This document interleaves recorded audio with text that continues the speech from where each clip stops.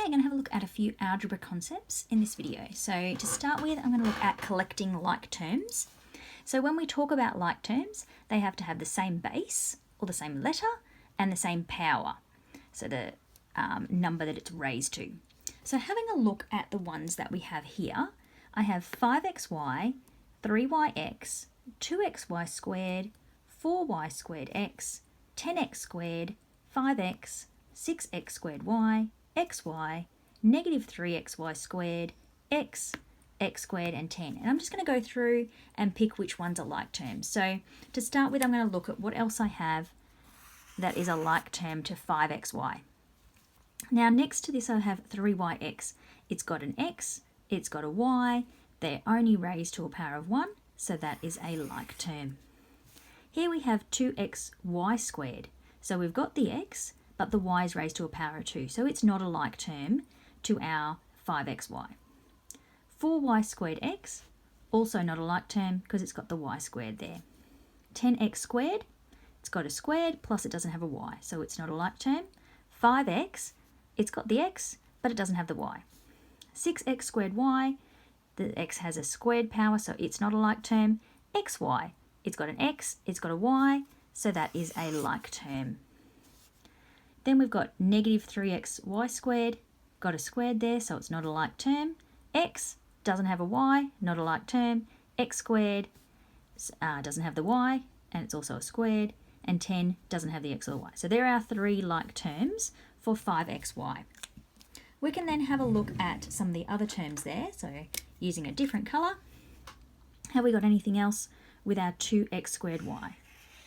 So we're looking for the y squared and the x. So we've got a y squared and x there. That's another like term. We've got an x squared and a y. So that's not a like term because it doesn't have the squared with the y. Down here we've got xy squared. So yes, that's a like term. And x, no. X squared, no. 10, no. We can then grab a different colour again and look at if we have any like terms to our 10x squared. So we're looking along the line, no x squared there. Here we've got an x squared, but it's got a y. We don't want a y. And so this is our other like term to our 10x squared. And looking at our list, I think we can find another couple of ones that are like terms. So I'm just going to use a different colour there. For our 5x, obviously that one's not a like term, but this one here, they're like terms, and that's it. So we've gone through our list, we've found any like terms to each other. Once we're able to identify what like terms are, then we're able to simplify them. So in this case, we've got 5xy, take 2xy squared plus 5x plus xy plus 4y squared x. So we're going to start the same way, identifying which are our like terms. So looking along my line, I've got my 5xy. Have I got anything else that's an xy? No, no, yes. So I can then say 5xy plus xy is going to give me 6xy. Then I've got minus 2xy squared. So I'm looking for another one that's like that. And I can see I've got 4y squared x, which is a like term. When I have negative 2xy squared plus 4y squared x, that's going to give me plus 2xy squared. And then I've got my 5x on its own, so I pop that on the end. If I'm multiplying, I don't need to have like terms.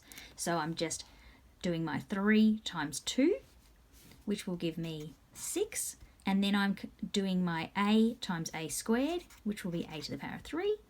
And then I've got a b there. So our simplifying when we're multiplying is a little bit different to our adding and subtracting because we don't need the like terms and we're just multiplying them out. If we're dividing, we can expand it and then cross out common factors top and bottom or use our index laws. So we've got 4 divided by negative 2 is going to give us negative 2. Our a squared divided by a is going to give us a, and b divided by b is going to give us 1, so we don't have to write that.